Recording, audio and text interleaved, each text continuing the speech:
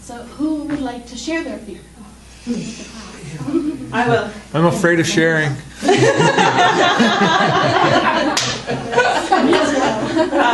I'm afraid of not being good enough. Yeah, we all have that fear, I think, to some extent. It's good. Anybody else want to share their fear? I'm afraid of being dependent on someone. Yeah. Thank you. Afraid of screwing up. Thank you. The time I was afraid of falling off a horse.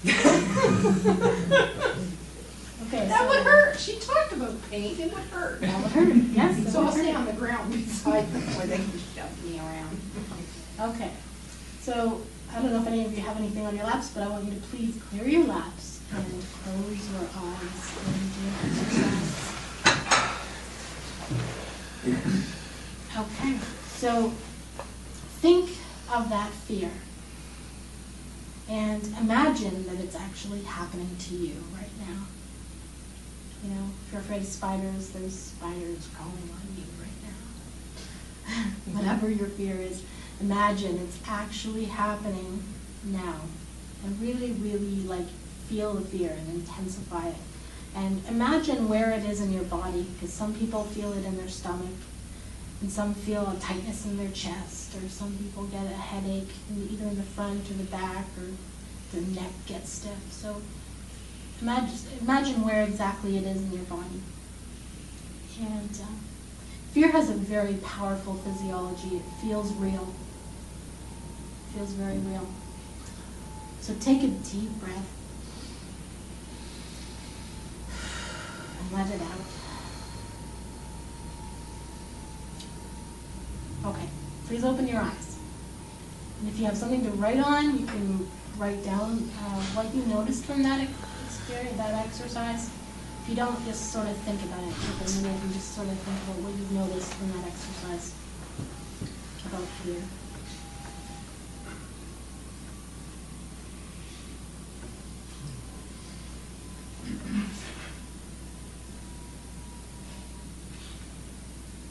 You all good?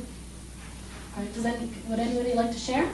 I would just say, when I bring it up, the image in my mind, and I feel for it, I really do get a tension in my chest, a real tightness, a contraction there, quite real, quite physical.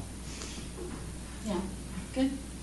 Well, when you asked what our greatest fear was, it took me a few seconds for it to pop up. But when it did, it kind of surprised me. Yeah.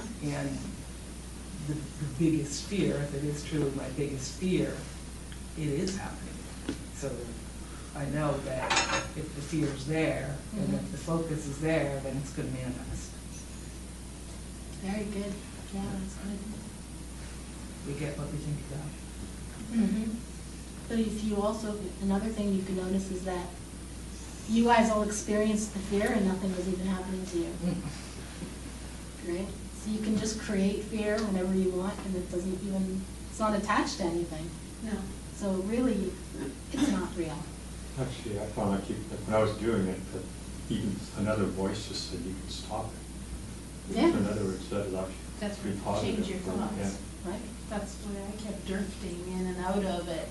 The fear was, it hurt. But then I think, why am I thinking about this? This is what I focus on with our laws of attraction, as you try and change your thoughts. Very good. Just think Black Beauty. Black Beauty. Okay, thank you. So have you ever noticed that you're sitting in a seminar room, kind of like this, maybe a bunch of chairs, you're all sitting there, you're listening to someone speak, and 10 minutes will go by and you'll think, oh, I didn't even hear any of that. Done that. You know what I'm saying? Okay? So our minds do that. They drift into the past and they make you think, well, what didn't I do yesterday that I should have done? And then what do I need to do tomorrow? And so we're not living in the present quite a bit. Turn to the person next to you and say, wow, this is deep. Thank you. So most of the time, people are not living in the present. They're not living in the Now. right. Thank you. I'm When people people experience an upset of some kind, they're almost always rooted in an experience from the past. From the where?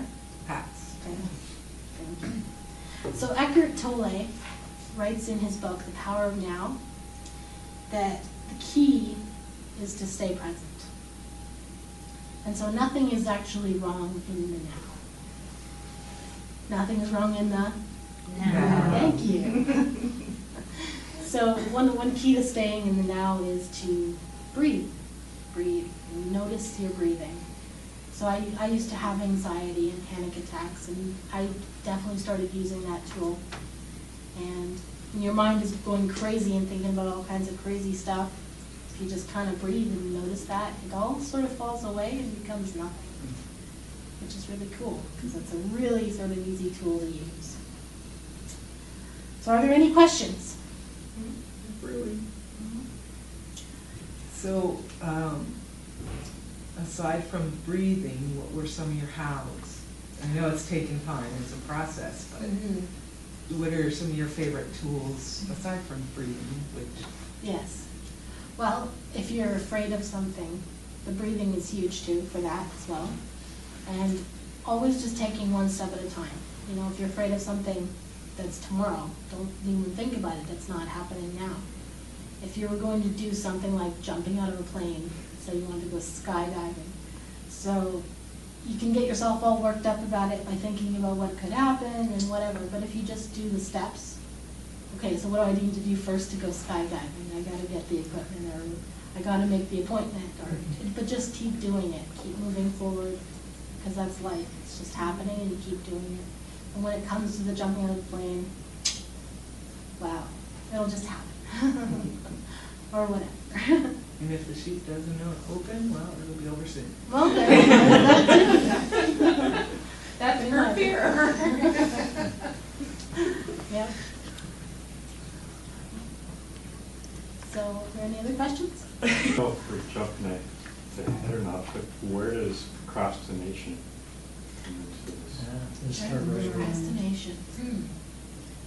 That's That's a good question. Because that's where I find that you know what you have to end up doing, but somehow or other. Fear you'll- becomes a part of Yeah. procrastination. But it doesn't seem like it's fear, it's like next thing you know, Busy, the day is busy. gone, It's an and excuse. you really haven't done what you were supposed to have done, and you know it's procrastination. Yeah, we all have that disease. But it's like a Yeah. peekaboo, but it's like a peekaboo. That's what it is, disease, Yeah, right. but it's like a peekaboo type of thing, you know? You Yeah. didn't intend to doing it, it was just, Just happened. it just happened. Yeah. I guess it's about making decisions and taking action. Yeah. It's really, I know, I have it too. I procrastinate too. I think that comes from real subconscious stuff too, because my days can get like that too. If I'm not very diligent about what I want to get done and stay at it, you know, it's like all of a sudden it's like 3:30, you know. Right, the day. So I guess short And it's of like zip, writing out a to-do list and making sure it gets done, I guess that's the only. the thing night we do. before. Yeah, That's the night before. the recommendation I hear from just about anybody who has a good control of their days, is they set it up the night before and And it's they do the actually most a important three-step- things first. Yeah, there's that part, but for me, like with my clients, I actually teach a 3-step process about creating the list. Step 1 is being really clear about what it is that you're wanting to accomplish in the world in general. Mhm. Step 2 is creating the to-do list for tomorrow. And then step 3 is before you create, so last night I create my to-do list. Today, before I create my to-do list for tomorrow, I'm going to check off the things that I did and then evaluate, firstly, how those things relate to what I am setting out to accomplish in the world in a big way. And secondly, what did I do instead? Because it starts to show you patterns of where your blockages are. And then that attacks that subconscious stuff of like, I'm getting in the way of fulfilling this dream, or I'm getting in the way of fulfilling whatever, which usually comes back to a fear. And fear creates denial, and then denial creates this big empty time where you don't actually have anything to do because you're so in denial about it that you can't even busy all recognize day it. long, busy. Yeah, sorry to punch holes in that one. Anyway, it's a really powerful exercise because over time you start to notice, is your to-do list realistic? A lot of us are guilty of that. Mm-hmm. A superhuman team couldn't accomplish what you're putting on your list of the day. Yeah. You need to make a smaller list. And it also helps you to start to see where you're actually creating those blocks and barriers for yourself so that you can then do the work to overcome those blocks. So it's bigger than just creating a list. It's also evaluating the list from those kinds of perspectives. And I have a handout on that if anyone wants it. I just need your email address, or maybe I can share it to the list. Yeah, sure. That would be cool. Yeah. And one way that I think procrastination, you could have someone that you ask to be like a colleague, committed colleague, sort of, who would hold you accountable for the things you agree to do. You know, A That's- coach. Yeah, like a coach, or even just a friend. An who says, accountability "This is what I wanna partner." do." My accountability partner makes me buy her chocolate if I fail. There you go. It's good to have a Can I be your accountability partner? Yeah, it needs to be consequences, otherwise nothing is accomplished. So the person who taught me stuff most recently, one of the things he would do is he would have something at stake. So if you made an agreement to do something, even if you felt short only by a little bit, he'd still take the punishment of whatever it was. If it was like scrubbing the bathroom floor or Oh. whatever it was, he would do it. So, That's commitment. yeah. Even if you fell short by just one, you'd still do it. So, it's, yeah. So are there any other questions? Otherwise, your or- expectations are going to lower. Right. Any other questions? I read an article, it's funny, the serendipity, I posted an article just this morning about fear, and one of the points it made, though, was about procrastination, because expectations of things not working out well are higher than our expectations of things going well, and so we keep putting off that activity because of a certain, not a strong fear, like something's going to go horrible, but just we're not going to enjoy it. And so we're already projecting ahead, and then so we shy away to something else in the moment that we would rather do. So it is a type of fear, can cause procrastination as well, and by realizing that either we have to set our intention to actually enjoy it, change the rules, or just face up with it to it and press ahead anyway. I actually have a story about that because I've been writing a book for like a year now. And Emma was procrastinating with it too. But I had written 3 chapters. I was pretty excited about that. But I still wasn't working on it. But then my hard drive crashed and I just lost all my 3 chapters. And I'm just like, oh. No backup? I know, and there's no reason for me to not have a backup. I have 2 external hard drives sitting right there that I back up on. I'm dry. There's no good excuse. I could have emailed it to myself. No good reason. Maybe it was supposed to happen that way, so I would force myself to start over and actually do it. So that's the only thing I can think.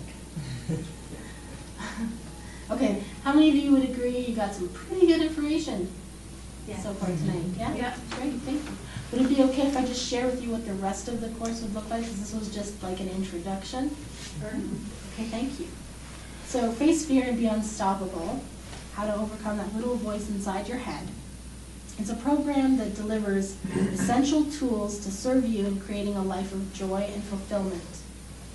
In my experience, people are lacking purpose. They're lacking in the ability to take action because they're crippled with fear. And people just feel powerless in their lives.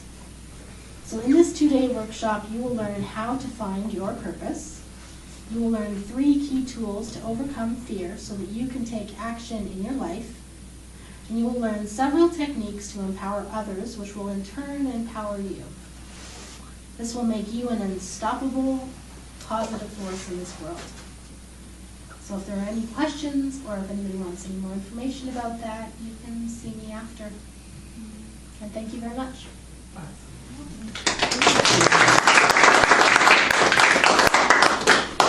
Your mom.